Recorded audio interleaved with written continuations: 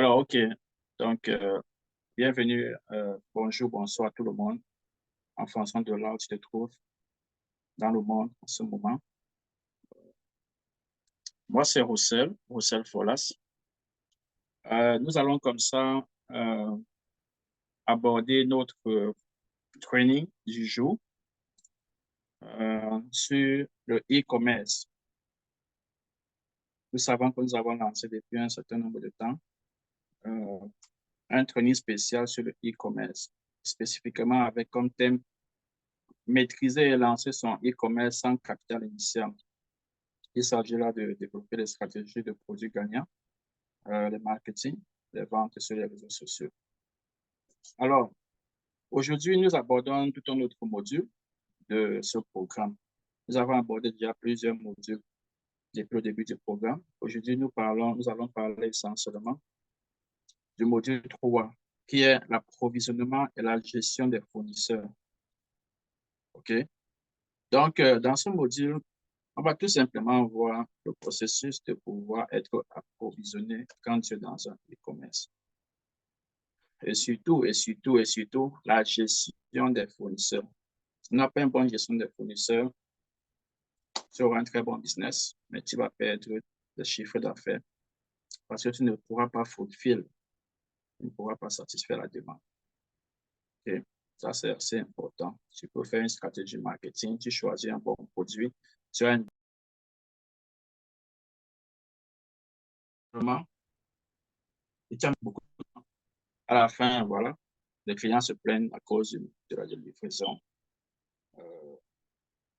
Du fait que toi-même, tu n'as pas eu un bon de la livraison de tes fournisseurs, par exemple. C'est un exemple que je donne. Ou encore de la qualité du produit. Pourquoi? Parce que tu n'as pas jugé de la qualité des produits de tes fournisseurs.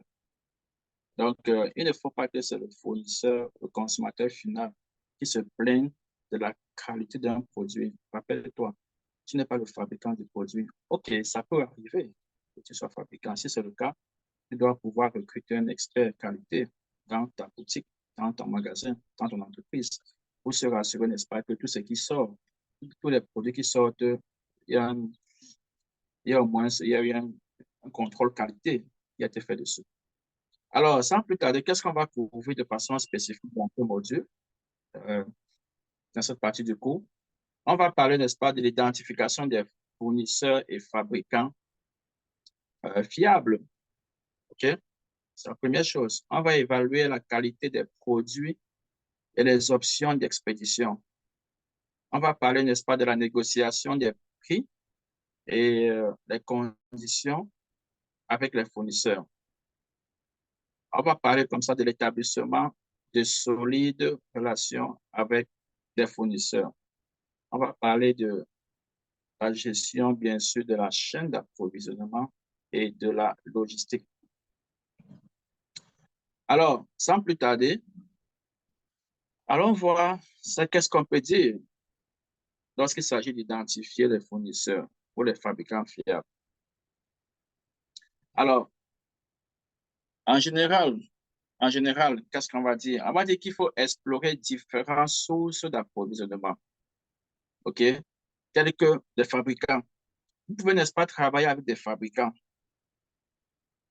Vous pourrez avoir comme fournisseur un fabricant. Ça veut dire que vous êtes à la première chaîne de distribution à partir du fabricant. Vous pouvez travailler avec les grossistes. Vous pourriez travailler avec des distributeurs. Vous pourriez aussi travailler avec des marketplaces en ligne. En français, on dit place de marché. Sorry. Donc, voilà un peu les types déjà d'approvisionnement que vous pourrez avoir. Maintenant, qu'est-ce qu'il faut faire? Il faut effectuer des recherches approfondies, n'est-ce pas, sur les différents fournisseurs potentiels en vérifiant des éléments tels que la réputation, leurs références, leur certification et en lisant les commentaires des autres clients. Qu'est-ce que cela veut concrètement dire? Euh, il y a des fournisseurs qui ont une meilleure réputation. Comme il y a les entreprises qui ont de grandes réputations, qui sont réputées d'office, faire du bon travail. Si tu as affaire à un client qui a une meilleure réputation, tu as déjà un plus. Je veux dire un fournisseur, bien sûr. qui a une meilleure réputation, une réputation connue. Mais si c'est un fournisseur qui n'est pas réputé, on ne connaît pas, il faut essayer de regarder des références. Est-ce qu'il y a des références qui peuvent indiquer, ne serait-ce que de la qualité ou déterminer de la qualité du fournisseur? Comment ça se fait? Il faudra poser la question. Il faut voir si ce fournisseur a des certifications. Il y aura des outils que vous avez envie de fabriquer.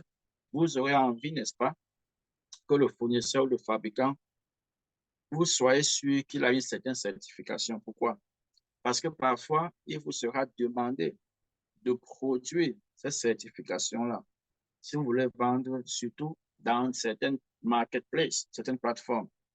C'est-à-dire, le e-commerce, on a vu, ça peut se faire que vous vendez dans une plateforme, un peu comme eBay, on a eu à voir, comme Amazon, comme Alibaba. Ce sont des plateformes où tu viens avec ta marchandise pour vendre. Dans cette plateforme, il y aura parfois des conditions pour certains produits que la plateforme, la régulation, on le disait parfois, la fin du chapitre, il y a regulation.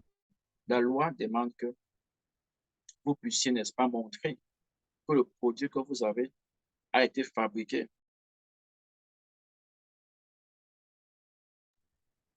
Pour ne pas dire, pour que vous puissiez avoir, que ce fabricant vous passe une copie de sa certification, un document qui l'autorise à avoir la compétence pour fabriquer ce produit-là que vous êtes en train de vendre.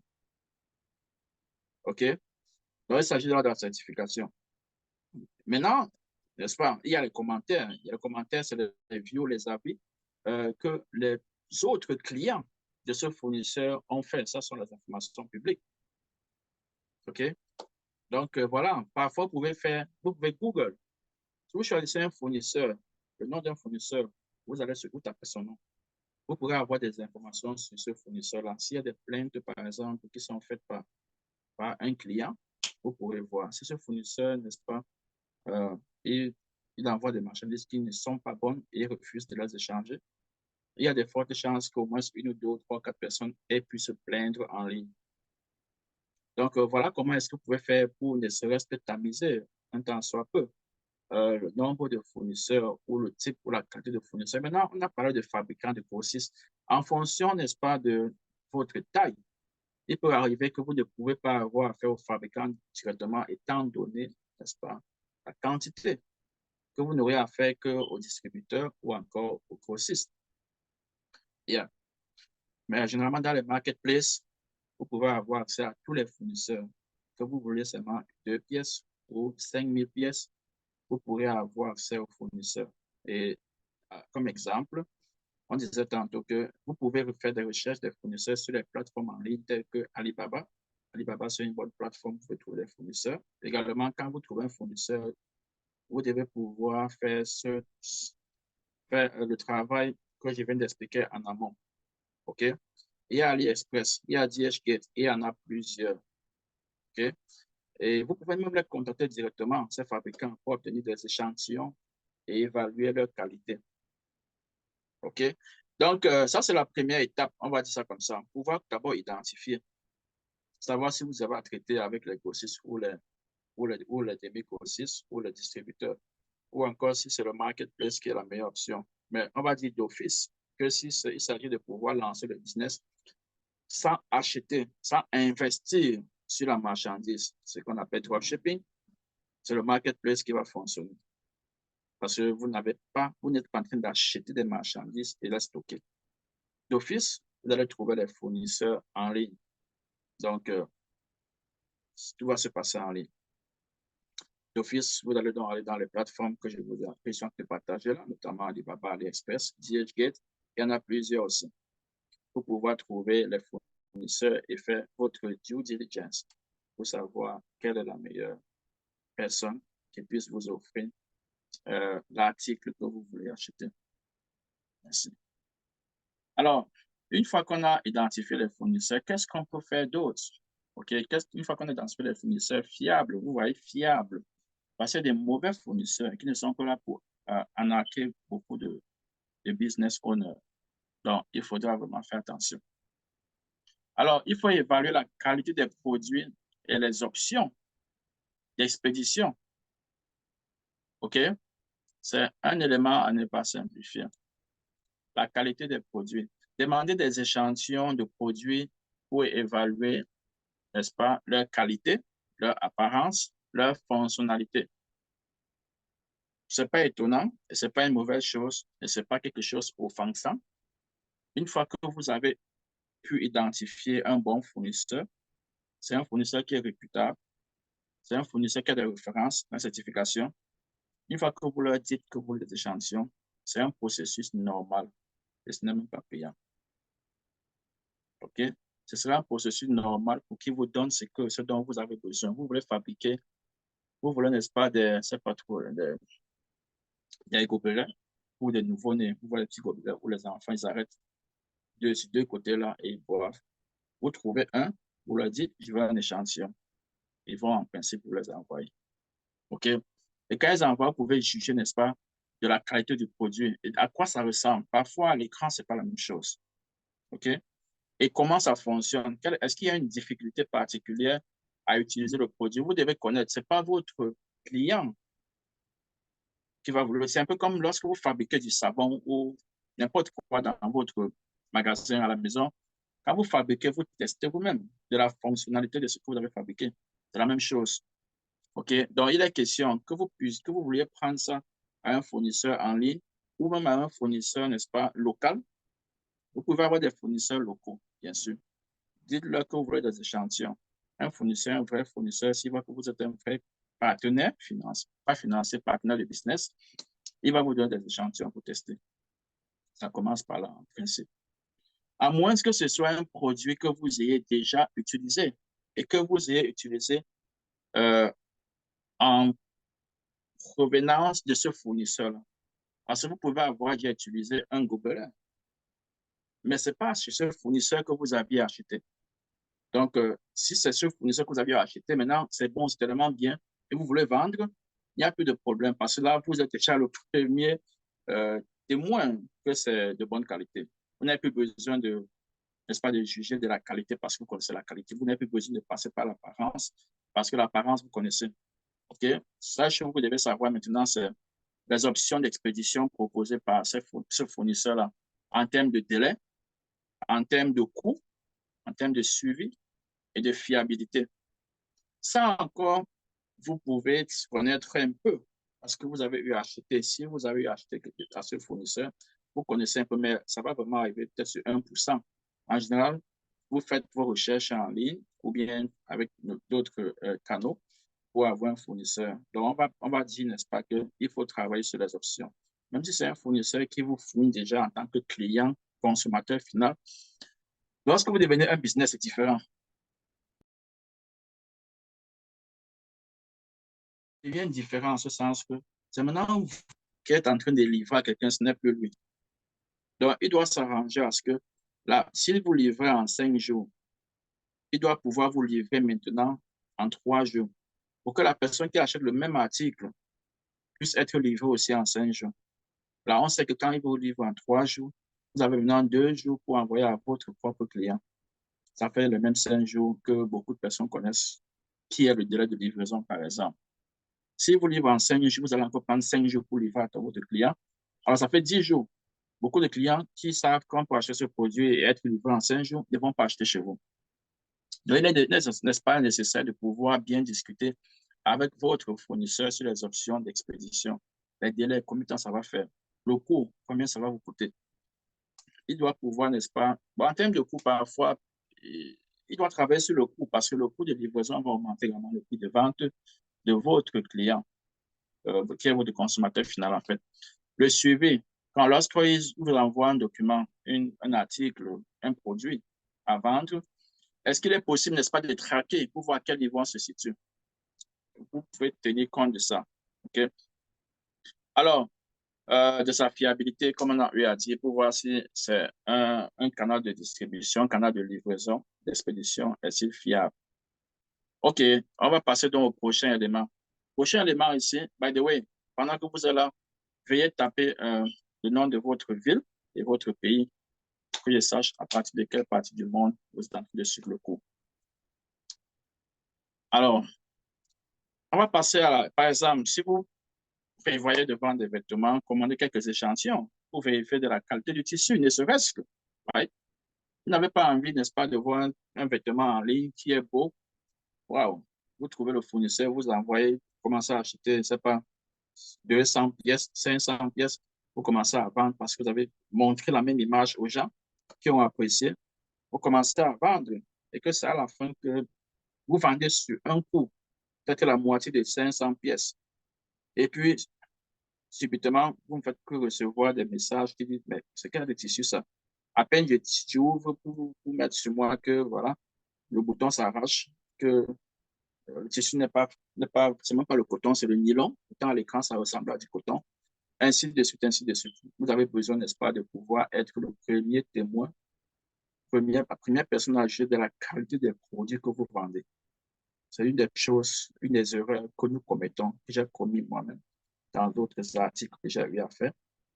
Donc, je vous laisse ne pas commettre la même erreur. Prenez la peine d'être la première personne à essayer votre produit. Que ce soit un partenaire euh, extérieur, un fournisseur en ligne ou un fournisseur local. Prenez le produit, essayez-le. Si c'est vous-même qui fabriquez le produit, il va sans dire que vous devez pouvoir juger maintenant. Et si c'est vous qui fabriquez le produit, c'est différent.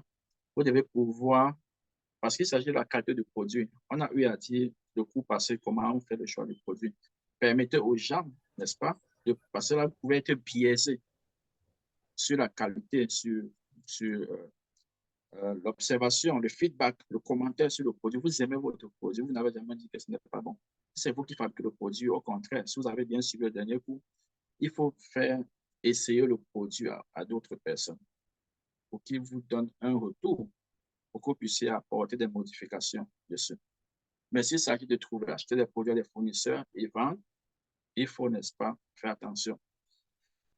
Alors, qu'est-ce qu'on va dire? Une fois que vous avez, n'est-ce pas, pu identifier les produits, les fournisseurs fiables, ensuite, qu'est-ce que vous avez fait? Vous avez évalué la qualité, n'est-ce pas, des produits et des conditions de livraison. Maintenant, il est question de négocier des prix, OK? Et autres conditions avec votre fournisseur. J'espère qu'on se comprend. Alors, il faut développer des compétences en négociation. Un bon business owner, c'est quelqu'un qui sait faire des négociations. Et ton succès ne va que être garanti ou alors avoir plus de chances d'être établi que lorsque tu as des capacités de savoir négocier dans tout contrat que tu vas faire. OK? Savoir utiliser les arguments pour pouvoir, n'est-ce pas, avoir la meilleure offre possible chez ton fournisseur. OK? Donc, vous devez développer des compétences en négociation pour obtenir des prix compétitifs et des conditions favorables. Parfois, ce n'est pas seulement le prix, mais c'est aussi les conditions qui vont avec. OK? Il y a parfois une condition peut être la garantie pour rembourser. Ce qu'on dit souvent, il y a les marchandises, on dit 30 jours de garantie. Il y a aussi des marchandises où on peut donner des conditions d'échange de 60 jours, 90 jours. Tout ça, c'est un accord que tu peux obtenir en négociant avec ton fournisseur. Parce que le fournisseur qui n'a pas de problème peut te donner une garantie d'un an, n'est-ce pas? Mais un autre ne va pas te donner ça. Parce que vraiment, il n'a plus besoin d'avoir affaire à une commande qu'il a livrée le 1er janvier et avoir affaire à ça le 31 décembre. Il n'a pas besoin. Même s'il est prêt à suivre à 100%, ne serait-ce qu'échanger avec toi, back info, à vous dire qu'est-ce qui s'est passé et tout ça, qu'est-ce qui a fait que ça se casse. Voilà, ça prend du temps. D'autres fonctions ne vont pas accepter. Mais c'est tout un avantage de pouvoir avoir, par exemple, la plus grande marge en termes de retour.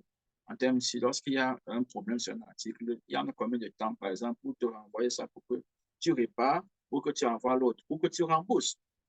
Un vrai fournisseur va te rembourser s'il y a un produit défectueux qui a été livré chez toi, ou alors il va changer. Alors, tout ça dépend de capacité de négociation que tu vas avoir avec lui. Alors, quels sont les éléments que tu vas utiliser pour négocier avec lui? C'est à vous ça dépend de vous, du business que vous êtes en train de faire. Mais si vous avez des questions, nous pouvons vous accompagner. Par exemple, analyser les coûts impliqués dans la production, l'expédition et les services supplémentaires et utiliser ces informations lors de la négociation. Par exemple, tu peux lui dire, voilà, tu es en train de me vendre ça tel prix. Regarde, quand tu me vends ça à ce prix-là, je vais, n'est-ce pas, payer le transport. Les mamans savent souvent faire ça. Elles disent que voilà, tu me vends le régime de, je ne sais pas trop quoi, de bananes, c'est à tel montant. Je vais encore payer le transport de tel, ça va arriver à tel. Tu vas encore payer les pousseurs qui vont pousser pour mener dans mon magasin. Ça va me revenir à combien? Est-ce que tu ramènes le profit quand je vais vendre ça? J'ai l'impression que certaines mamans ont ce pouvoir-là en elles, quoi. Donc, il s'agit de ça. Connaître d'autres éléments, hormis le prix. Utilisez par exemple ça pour jouer sur votre fournisseur, pour savoir négocier sur votre fournisseur. OK? Donc, j'ai parlé par exemple de comment faire, j'ai essayé d'obtenir par exemple des délais de livraison.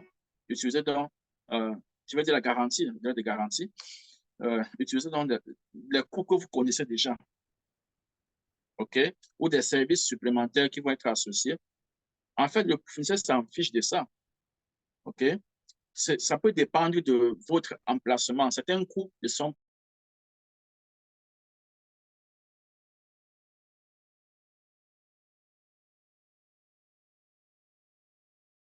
Certains coûts sont dus à votre emplacement. Votre boutique qui est plus petite, il faut payer à quelqu'un qui va vraiment prendre ça, entrer. Alors qu'il y a d'autres boutiques qui sont plus grandes, le livreur peut venir entrer dans votre hangar avec son camion et placer vos marchandises dans votre magasin. Pourtant, c'est un magasin plus étroit. On va livrer ça loin là-bas. Vous allez encore payer d'autres personnes pour qu'ils portent sur la tête pour aller classer dans votre. Il y a certains coûts qui peuvent entrer dans le coût de revient total de votre article. S'il est possible que vous les connaissiez, utilisez-les par exemple pour mieux négocier. Alors, je ne suis pas, je n'ai pas l'expertise pour vous, n'est-ce pas, vous dire tous les éléments qu'il faut, mais si vous faites des recherches, vous allez découvrir. OK? C'est comment négocier.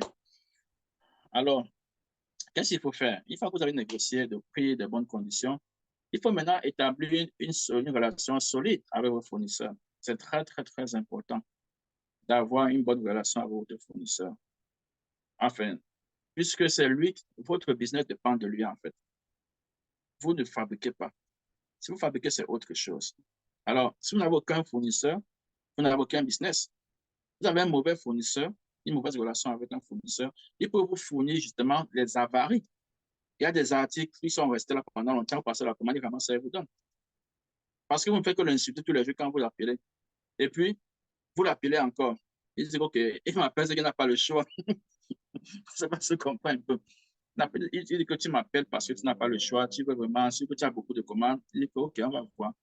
Et prend donc tous les articles qu'on n'a pas achetés, vous envoie ça. Parfois, vous pouvez être pressé, vous ne jugez même pas vraiment de la qualité. Et vous envoyez ça directement à votre client. Ce n'est pas sa réputation qui est entachée, c'est la vôtre. C'est la vôtre. Donc, communiquez régulièrement avec vos fournisseurs pour maintenir une relation de confiance. C'est important. Communiquer réellement. De la même façon que vous devez communiquer avec vos clients, vous devez aussi communiquer avec vos fournisseurs. Quand vous communiquez avec vos clients, vous entretenez une relation qu'on appelle de nurture.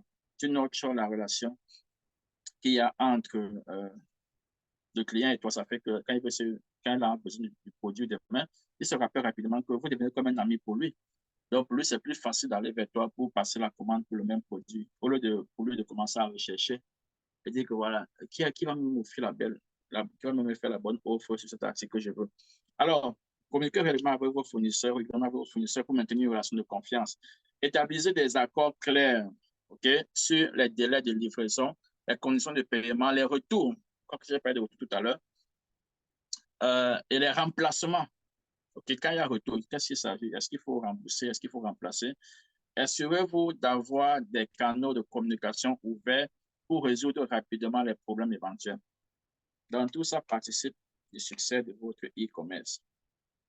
OK?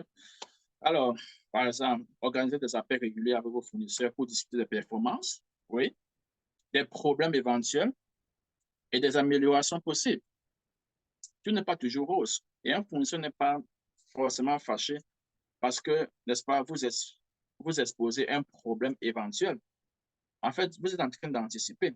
Moi, je suis content si un client m'appelle parce que là, vous êtes le client de ce fournisseur-là. Un client m'appelle pour dire, voilà, ton produit est comme ça. Si tu ne penses pas que ce produit peut avoir ce problème à la longue, par exemple, tu ne penses pas que si un client fait comme ça, la marge, moi, je la trouve un peu trop faible. Il y a des clients qui ne savent pas le problème. Mais si un client a vraiment un enfant qui est brutal, ça peut tomber, ça se casse. Et puis, il va dire qu'il va t'appeler que soit ton produit s'est cassé avant 30 jours, avant 30 jours. Voilà, ça peut pousser que le client n'espère pas aller renforcer la manche de ce produit. Je ne sais pas si c'est un gobelet ou bien n'importe quel objet. Donc voilà, c'est important, n'est-ce pas, de pouvoir communiquer avec votre fournisseur. En cas de retard de livraison, communiquer avec le fournisseur pour obtenir des mises à jour et informer vos clients de manière proactive. Si vous n'avez pas une bonne relation avec votre fournisseur, il va se ficher de ce que vous voulez avoir. OK? Surtout s'il a beaucoup de clients. Il peut se ficher du problème que tu peux avoir avec ton propre client. Donc, tu penses à ton propre intérêt. Tu ne crées pas une bonne relation avec lui parce que tu l'aimes trop. Tu crées une bonne relation avec lui parce qu'il en dépend. La relation avec tes clients en dépend. Okay? Donc, qu'est-ce qu'on peut encore faire une fois qu'on établit une base solide, établit de bonnes relations avec le fournisseur? On peut donc, n'est-ce pas, penser à la gestion de la chaîne d'approvisionnement et à sa logistique. Alors, il est question comme ça de mettre un système efficace pour gérer vos commandes, pour gérer le suivi des stocks et la gestion des retours et des expéditions. Qu'est-ce que cela veut dire? Cela veut tout simplement dire qu'une fois que vous avez, n'est-ce pas, recherché un bon client, vous avez travaillé sur la qualité du produit, euh, vous avez peut-être, n'est-ce pas, une bonne performance ou alors de bonnes relations avec le client. Tout est presque garanti. Vous avez pu négocier de bons termes avec le client. Vous avez tout chez vous. Maintenant, il est question de savoir gérer votre approvisionnement. Si vous ne pouvez pas gérer votre approvisionnement, ce sera un problème. Ça veut dire que si on n'a pas un système pour savoir nettement à quel niveau se situe mon inventaire, vous serez surpris parfois avec beaucoup de commandes. Et quand vous le faites, vous anticipez donc avec le fournisseur. Et la bonne relation du fournisseur en dépend. Le fournisseur n'est pas trop à l'aise que finalement, subitement, tu constates le jour au lendemain que ton stock est fini, que tu l'appelles, commences à lui mettre des pressions dont il n'a pas besoin. Et tu lui dis, s'il te plaît, tu peux me livrer ça en 2 jours, parce que voilà, le commande qui entre là. Et il ne parvient pas à le faire en 2 jours. Et puis finalement, c'est toi qui le trouves comme un mauvais fournisseur. En même temps, parce que tu lui parles mal, voilà, tu peux détériorer votre relation. Donc, il faut avoir un bon suivi de commandes, un bon suivi de stock, une bonne gestion des retours. Chaque fois qu'il y a un retour, il faut les comptabiliser, savoir comment faire, comment envoyer en termes de communication avec le client. Alors, comment ça se fait? Tout simplement, c'est simple. Il faut utiliser l'outil de gestion. OK? De gestion de la chaîne d'approvisionnement, telles que les applications de gestion de stock ou des solutions de suivi d'expédition pour optimiser le processus. Alors, ça veut dire quoi? Dans beaucoup de plateformes aujourd'hui, certaines, surtout les marketplaces, te permettent, n'est-ce pas, de connaître le suivi. Parce qu'ils ont déjà un système euh, logistique installé dans leur plateforme. Ce n'est pas toi qui le fais, tu ne payes pas pour ça. Si tu achètes un truc à Amazon ou eBay ou que tu vends, il est possible pas de traquer, en fait, de voir à quel niveau se situe l'approvisionnement. Ils ont aussi un système qui permet de connaître ton stock. OK? Ils ont des systèmes qui permettent de connaître le stock. Je sais quel est mon niveau de stock aujourd'hui. Ça permet que si le stock est, je peux savoir mon stock de sécurité, mon stock d'alerte et tout ça. Ça veut dire, je peux me décider de ne plus vendre un produit si je sais que la commande que j'ai prise, ce stock-ci va satisfaire la commande que j'ai prise. Je peux déjà commencer à désactiver mon article pour que je n'ai pas à prendre l'argent des gens alors que je n'ai pas la commande, le stock pour satisfaire. Donc, voilà. Et maintenant, pour d'autres plateformes où on peut créer son e-commerce, notamment de façon indépendante, on a eu à citer Shopify, on a WooCommerce, on a Magento, on a plusieurs autres plateformes où on peut créer. Certaines intègrent des systèmes de gestion, certaines n'en ont pas. Tu dois faire des intégrations avec d'autres applications que tu vas utiliser pour pouvoir gérer vos stocks. Par chance, la plateforme que nous allons utiliser pourra intégrer justement un moyen, n'est-ce pas, de traquer votre stock. Ça, c'est un peu un plus. Donc, voilà. Alors, une fois qu'on a fait ça, qu'est-ce qu'il reste à faire? Il ne reste plus qu'à observer et à suivre la performance de vos fournisseurs, n'est-ce pas? En établissant ce qu'on appelle le KPI, Key Performance Indicator, les indicateurs de performance. Vous allez pouvoir évaluer les performances de vos fournisseurs en termes de qualité de produit, en termes de respect de délai, en termes de fiabilité, en termes de, ça intégrera plusieurs choses, OK? Donc, vous devez pouvoir avoir des clés pour analyser la performance de chaque fournisseur que vous avez. Pour un seul produit, pour avoir 4 fournisseurs. Parce qu'à un moment, vous pouvez passer la commande à un fournisseur, à un moment, passer à l'autre, et passer le fournisseur X n'est pas disponible ou bien son prix est élevé. Voilà. Vous passez la commande à l'autre. Vous pouvez évaluer les performances. Par exemple, vous pouvez identifier les opportunités d'amélioration et communiquer ces informations aux fournisseurs pour renforcer leur performance. Qu'est-ce que ça veut dire, par exemple? Si vous avez un tableau, ne serait-ce que pour vous rassurer, toutes les commandes que vous avez eu à recevoir, pour voir dans quel intervalle de temps les commandes ont été reçues, par exemple. S'il y a eu des retours, en combien de temps est-ce que le fournisseur a pu rembourser votre argent ou bien a pu remplacer? Est-ce qu'il vous a fait monter et descendre pendant 3 mois avant de vous rembourser? Est-ce qu'il vous a remboursé rapidement le même jour que vous avez appelé? Il vous a fait un virement pour vous rembourser votre argent? Est-ce qu'il vous a dit qu'il va remplacer le produit, que c'est dans 3 mois qu'il a finalement remplacé le produit? Ça arrive. Ça arrive. Moi, par exemple, il y a des fournisseurs où ça fait 5 mois où j'ai renvoyé un article. Jusqu'à maintenant, je n'ai pas encore reçu ni le remplacement. En fait, je ne voulais pas le remplacement, je voulais tout simplement l'argent. Et je n'ai pas encore reçu l'argent. 5 mois pratiquement. Donc, voilà. Il faut, quand c'est comme ça, au moment, n'est-ce pas, d'acheter un passé de commande, parfois tu peux oublier. Mais si tu as eu un tableau, n'est-ce pas, pour évaluer cela, pour analyser pour analyser la performance des fournisseurs avec toi, tu peux commencer à dire, est-ce qu'il peut le faire encore? S'il passe la commande chez lui et qu'il fait la même chose que le client renvoie et qu'il me prenne 5 mois, est-ce que j'aurai les capacités pour pouvoir rembourser de mes propres poches au client? Donc, voilà comment vous faites pour améliorer euh, la qualité de votre produit envers vos clients, n'est-ce pas? La qualité de votre service, en fait, la qualité de votre business, la réputation que vous avez. Votre réputation dépend aussi de comment est-ce que votre fournisseur est réputé, comment est-ce qu'il se comporte avec vous. Alors, suivez les délais de livraison et comparez-les aux délais convenus avec des fournisseurs. Par exemple, s'il dit qu'il va livrer en 3 jours et il livre, par exemple, en 12 jours, il faut pouvoir noter. S'il le fait une fois, OK, something happen. Des situations peuvent arriver. Mais s'il le fait sur 10 commandes, il fait ça 6 fois. Il faut se poser la question, même s'il a les meilleurs articles, les meilleurs prix possibles, est-ce que tes clients ne vont pas se fâcher aussi d'être en train de recevoir leurs commandes tardivement? Il faut pouvoir voir ça. Si des retards se produisent fréquemment, communiquer avec les fournisseurs pour trouver des solutions et améliorer la satisfaction des clients. C'est ça, en fait. Donc, une fois que vous trouvez un problème, on a dit plus haut, il faut pouvoir communiquer avec le pouvoir s'il y a même un problème. Par exemple, ce qu'on a dit plus haut, c'est que vous constatez qu'il y a quelque chose qui ne va pas. Vous dites au client, au fournisseur, voilà, j'aime votre article, vous avez une réputation sur la qualité du produit. Vos prix sont concurrentiels, sont assez bon marché. Mais vraiment, les 3 dernières commandes que nous avons reçues là ont eu 6 jours de retard. Ça salit mon image, en fait.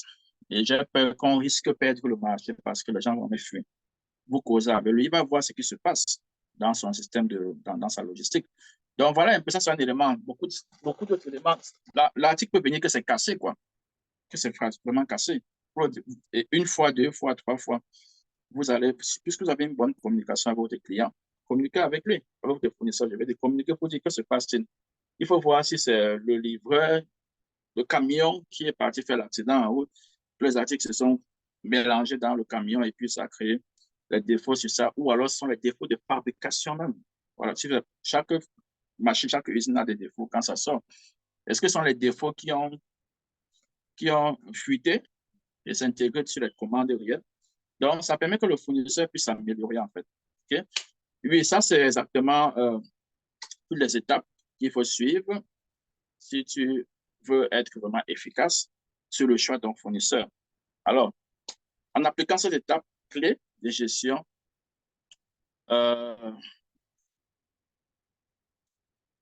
et de la chaîne d'approvisionnement, vous pourrez, n'est-ce pas, développer des relations solides avec vos fournisseurs fiables et vous pourrez optimiser votre processus d'approvisionnement pour assurer un flux régulier de produits de qualité vers votre entreprise de e-commerce.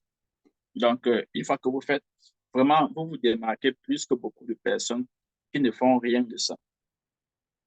OK? The more you do, plus vous progressez dans cette étape. On en a parlé 6. On a partagé six étapes ici. Plus vous vous intégrez, vous impliquez ces étapes dans votre processus, plus vous maximisez, n'est-ce pas, les chances de pouvoir avoir un meilleur fournisseur avec lequel vous pouvez rester pendant des années, pourquoi pas des décennies. Donc, voilà ce qu'on avait prévu pour vous au niveau, n'est-ce pas, de l'approvisionnement et de la gestion des stocks. Je veux dire gestion des fournisseurs à propos de votre e-commerce. Maintenant, je suis ouvert aux questions. Qui a la première question?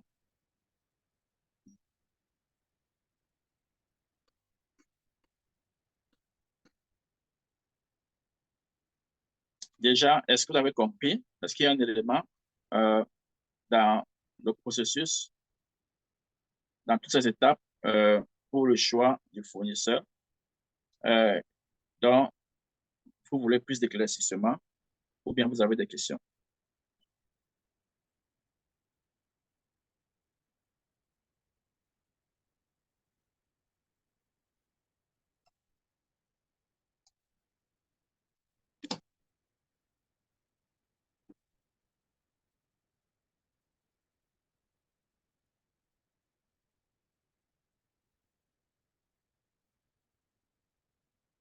OK, tout va bien.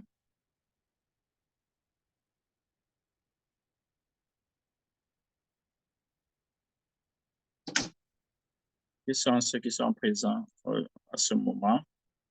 Oui, Madame Lucia, est-ce que tout va bien? Est-ce que tu as des questions par rapport à ce qu'on a partagé là? Euh, Adeline, est-ce que tu as une préoccupation particulière? Euh, Emmanuel, est-ce qu'il y a un élément dont tu aurais voulu plus d'explications, d'éclairage? Olias, est-ce que, n'est-ce pas, il y a un élément dont tu aurais voulu plus d'ample explication? Florian, tout va bien pour l'explication qu'on a faite. Anyway, lorsqu'on va, n'est-ce pas, entrer en application, ce sera plus facile pour vous de voir comment vous pouvez faire, n'est-ce pas? Comment est-ce que vous pouvez faire euh, pour, n'est-ce pas, avoir, maximiser les chances parce qu'il n'y a jamais de 100% d'exploit. La question de pouvoir juste maximiser les chances d'avoir un meilleur fournisseur et de bons contrats de livraison.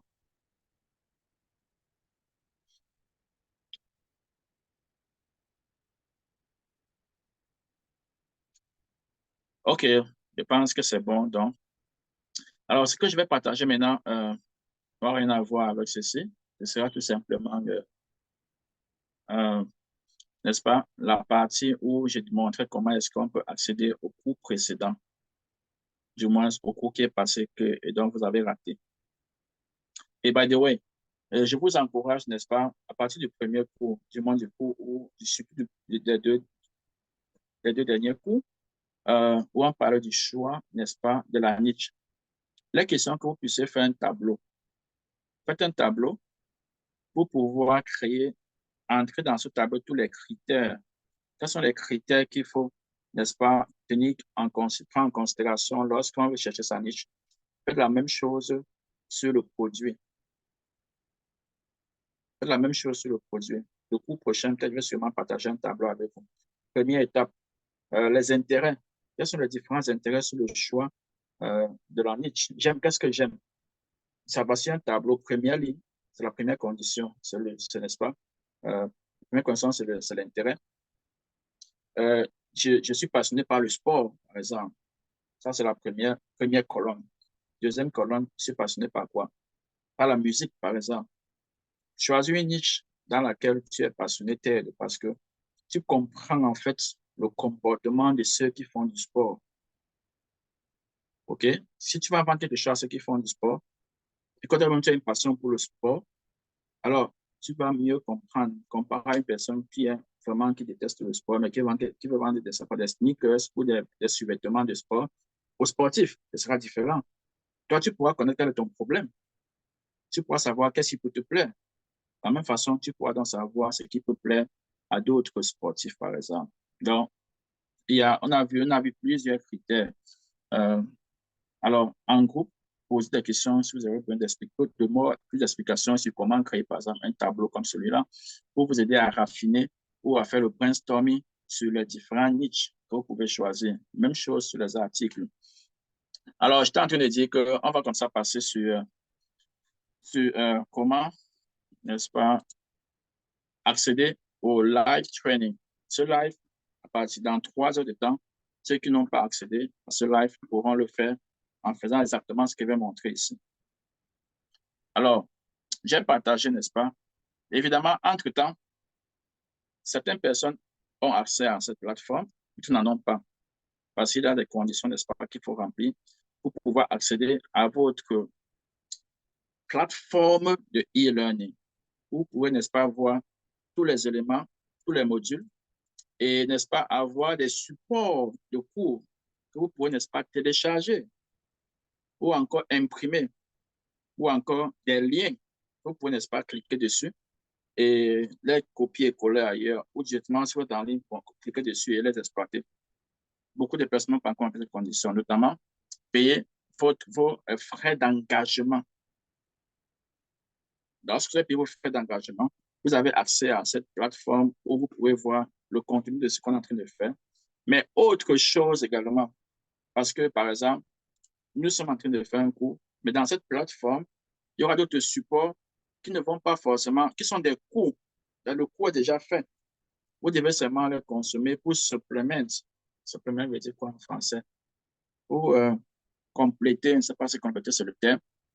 Par exemple, on a dit on va faire l'étude entre plusieurs plateformes. Il y a un cours nettement entier sur comment, par exemple, sell-up de Amazon ou bien sur comment ouvrir sa boutique sur Shopify. C'est dans le programme.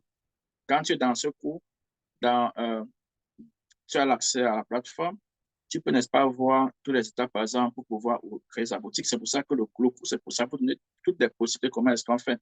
Maintenant, il pourra avoir pendant les séances pratiques, donc, tu es supposé avoir parcouru le cours, un peu comme d'autres vont parcourir ce cours, ce replay. Tu es censé avoir parcouru ce cours, avoir essayé même de le faire toi-même. Maintenant, les séances pratiques, on va le faire donc ensemble. OK?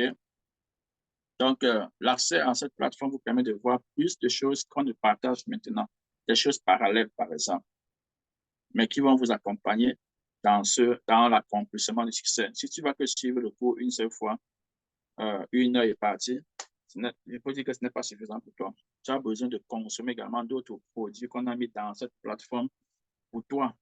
OK? Donc, voilà.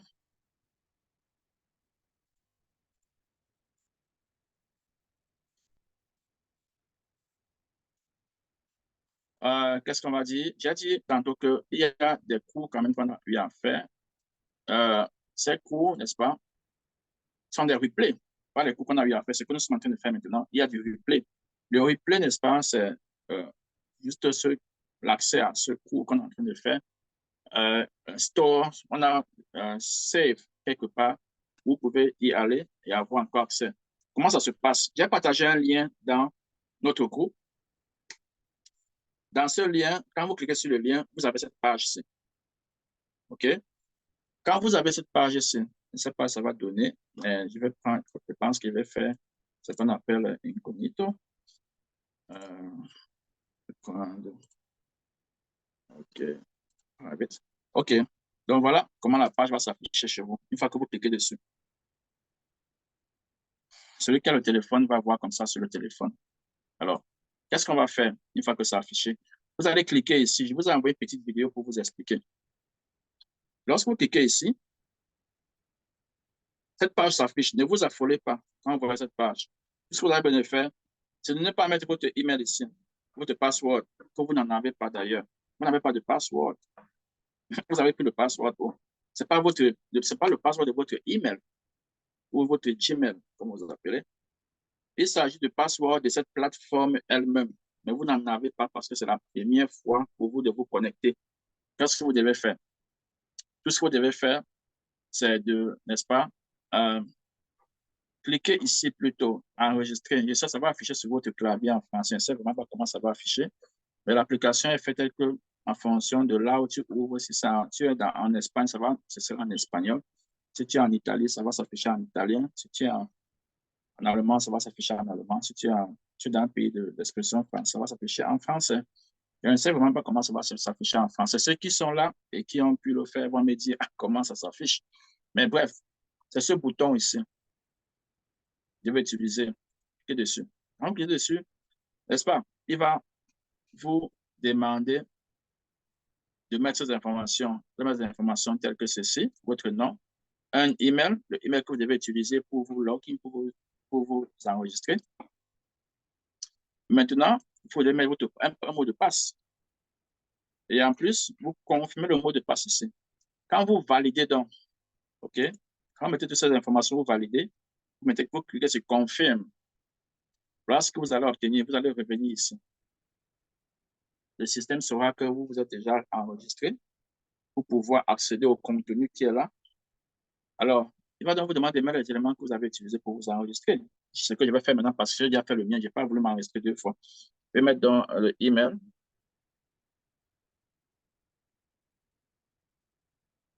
Voilà le email que j'ai utilisé pour m'enregistrer. Le mot de passe.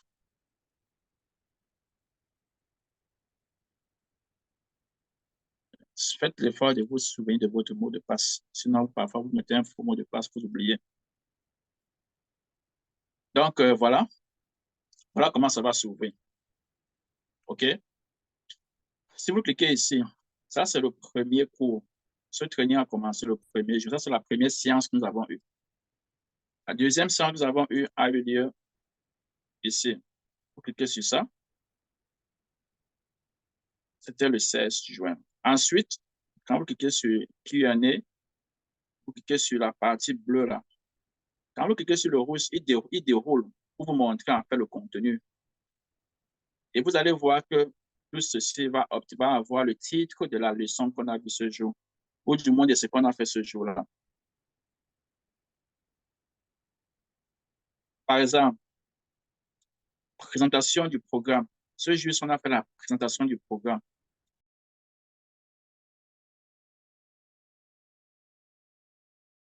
E-commerce, si vous vous rappelez, pour celui qui a raté ce, il suffit seulement de cliquer ici et vous allez commencer à écouter le cours, quoi. OK, sur ce bouton. Ensuite, on a fait une séance de Q&A, une question où on a n'est-ce pas, mis en exergue les défis et les motivations qui peuvent pousser une personne à être intéressée par le e-commerce. Ça, c'est une très, très, très bonne séance de travail qu'on a fait ce jour-là. Ensuite, on a, n'est-ce pas, parlé dans le module 2 de la détermination de la niche. Quand vous cliquez sur détermination de la niche, ça fait apparaître le coût, en fait. Vous cliquez dessus et c'est bon pour vous. Ensuite, nous avons parcouru donc la recherche des produits gagnants. Vous allez voir choix des produits gagnants. Donc, quand vous le faites, vous pouvez, n'est-ce pas, cliquer dessus et vous accédez au cours de ce jour-là. À la fin de cette journée, ou après 3 heures pratiquement, le cours qu'on a vu aujourd'hui sera ajouté ici. Okay? Également, ça, c'est pour les séances live. Mais dans notre plateforme, telle que j'ai indiqué ici, il y a tout ce que vous êtes censé connaître. Ce que vous êtes censé connaître, ce n'est pas seulement ce que j'échange avec vous en live, mais c'est plus que ça. Il y a d'autres supports que vous devez parcourir. Okay? Ceux qui sont à jour ont accès à ça et peuvent commencer donc à prendre de l'avance pour pouvoir arriver là où on part. Merci beaucoup pour la séance d'aujourd'hui. Je ne sais pas si quelqu'un a une question, que ce soit par rapport à notre cours d'aujourd'hui, qui était le choix, plus ou moins, des fournisseurs, ou encore de, de, de live training, ou du replay, ou encore du programme lui-même. Quelqu'un a-t-il une question? Allô? Oui? Oui. J'aimerais comprendre encore le processus de détermination du prix que le livreur que nous sommes doit peut-être mettre sur en fait, les éléments. Puisque quand je prends un exemple, quand j'entre dans la page des fournisseurs, ils ont un prix qu'ils affichent. Moi, je me dis que c'est le prix de la marchandise. Maintenant, comment arriver à trouver le prix qui va À introduire pratiquer. tous les éléments? Voilà, pour que à l'issue de ça, on ne soit pas en train de faire un travail à perte. OK. Est-ce que quelqu'un a un élément de réponse? C'est Emma qui a posé la question. Oui, oui. Est-ce que quelqu'un a un élément de réponse? OK, voilà ce qu'on va dire déjà. Yeah. En amont, il faut connaître déjà, n'est-ce pas, le coût avec vos fournisseurs. Il faut connaître le coût avec vos fournisseurs. Il faut connaître quoi? Ça, c'est en gros. Mais en détail, ça, c'est plus compliqué. Mais je te dis de façon générale, tu veux savoir à combien le fournisseur te donne le prix. S'il y a des coûts accessoires, j'ai eu à dire ici qu'il y a des fournisseurs, n'est-ce pas, qui peuvent te fournir la marchandise. Ils vont te livrer dans ton hangar. Ils ont leur camion. Le camion entre dans le hangar. On décharge, on le classe dans le hangar. Votre magasin peut être situé en plein marché. Le camion ne pourra pas faufiler dans ce marché-là, passer étroit. Il va garer en haut. Mais tu vas le payer le même prix. Ce n'est pas lui qui a voulu qu'il n'y ait pas accessibilité pour aller livrer dans ton hangar. Donc, il va garer en route.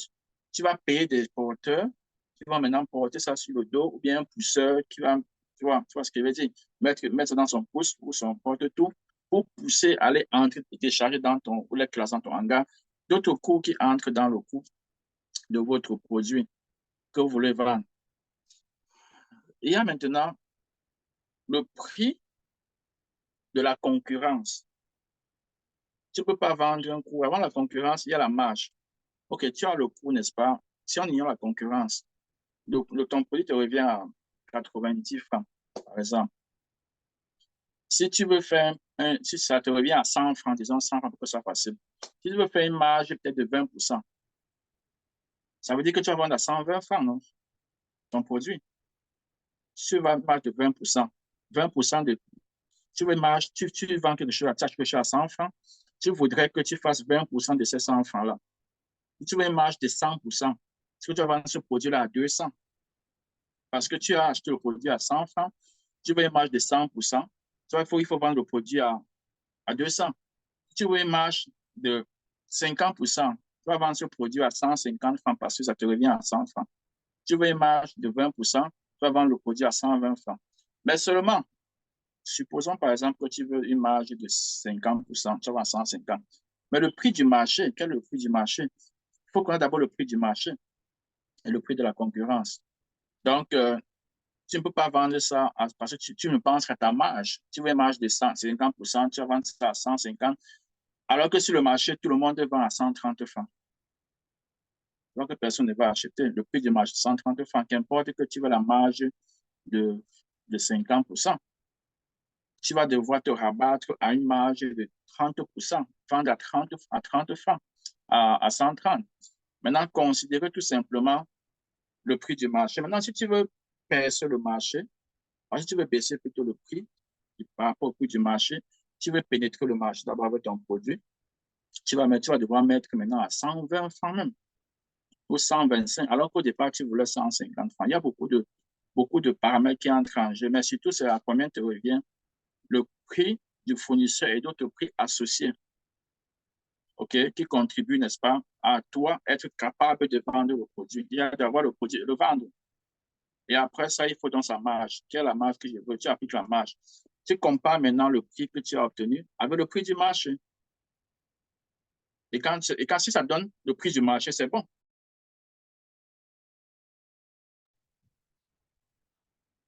Si ça donne le prix du marché, c'est une chose. C'est 50% que tu veux. Parce que suppose, par exemple, le prix du marché, c'est 150 francs. Et que tu as eu des livraisons à 75. Ça veut dire que tu peux même aller jusqu'à 100%. Si tu fais 100%, tu vas vendre à 150. Donc, tu vois que ta marge est dans le prix du marché. Tu as acheté un produit, de façon générale, tout est produit peut dire que j'ai regardé une marge de minimum 25% sur ce que je vends. Tout ce que tu vends, tu appliques 25% dessus.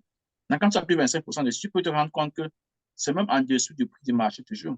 Donc, tu peux décider d'augmenter ta marge parce que tu as vu que le marché vend ça à plus. OK? Mais d'autres personnes, parfois, voient seulement le prix qu'on vend et voient le prix sur le marché. Et c'est ça qui détermine leur marge. C'est-à-dire, tu sais qu'on vend ce produit sur le marché à 150. Tu sais aussi, n'est-ce pas, que tu peux t'approvisionner à 90 francs. Tu peux déjà avoir ta marge dessus. OK? Ta marge est sortie comme un résultat entre le prix du marché et le prix, n'est-ce pas, d'approvisionnement. Oui, parfois c'est comme ça. Mais si tu ne connais pas, tu prends d'abord le prix de revient, si on peut dire. Tu as vu ta marge, tu trouves donc à combien il faut vendre. Maintenant, tu prends ce prix-là, tu compares maintenant avec le prix du marché. Tu fais des recherches maintenant pour savoir maintenant où est le prix de la concurrence. Les meilleurs concurrents que tu peux trouver, regarde leur prix. Par exemple, en fait, qui vont te faire concurrence, en fait. S'il y a des petits concurrents, c'est que tu n'as pas à t'empêcher avec eux.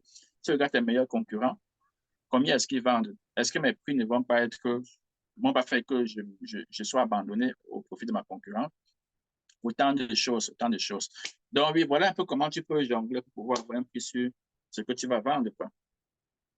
J'espère que ça satisfait ta préoccupation au niveau du prix. Oui, oui, c'est bon, ça me satisfait. Et il y avait l'autre détail, ce qui m'a poussé à poser cette question, c'était vraiment le concurrent. Maintenant, je prends un cas de dropshipping. OK. Les concurrents, est-ce qu'ils affichent leur prix véritablement? C'est ça que je veux voir, je veux comprendre. Contrairement Bien sûr, peut-être à la vente physique, oui. bien sûr. Je vais vous Ah, montrer ok. comment faire pour trouver à combien, quels sont les prix pratiqués par vos concurrents. Ah, d'accord. On pourra vous partager des outils qui vous permettent de voir à combien vos concurrents vendent le prix de leurs produits. Mais c'est normal aussi. Si un concurrent vend en ligne, tu vas dans le site du concurrent, tu vas voir combien il vend la marchandise. Oui, D'accord. oui, le concurrent, il vend au public. Donc, il va s'en dire que il va devoir, n'est-ce pas, publier quel est son prix de vente. Oui. D'accord. Maintenant, on pourra voir, il y aura des applications qui vous permettent de voir le niveau de chiffre d'affaires que ton concurrent fait, par exemple. C'est important. D'accord, ça marche. Alors, il y a pas autre question. OK, il n'y a pas autre question. On va se parler. Il est 12h30 ici. Ça va faire peut-être quelle heure? 17h30 chez vous. Oui, donc j'espère que le cours a été aussi digeste que la dernière fois et que si vous avez des préoccupations, n'est-ce pas, n'hésitez pas d'exprimer dans le groupe et on pourra les s'adresser. Une fois de plus, c'était un plaisir d'être avec vous et on se prend à la prochaine fois pour une autre édition de maîtriser et lancer son e-commerce sans capital initial. Ciao. So